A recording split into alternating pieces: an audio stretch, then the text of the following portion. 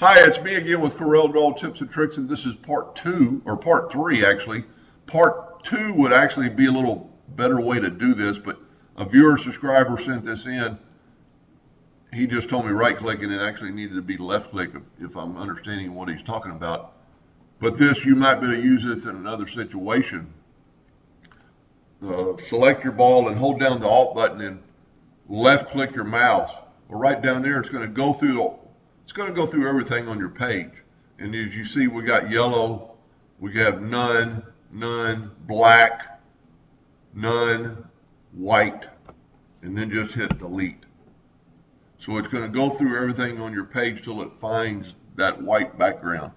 So that is a little quicker than the way I did it in part 1, but part 2 is still a little bit faster, but you might be able to use that into another application. Anyway, I hope that helped a little bit, and thank you for watching. So that's the Alt key and left click of your mouse to go through the order of objects.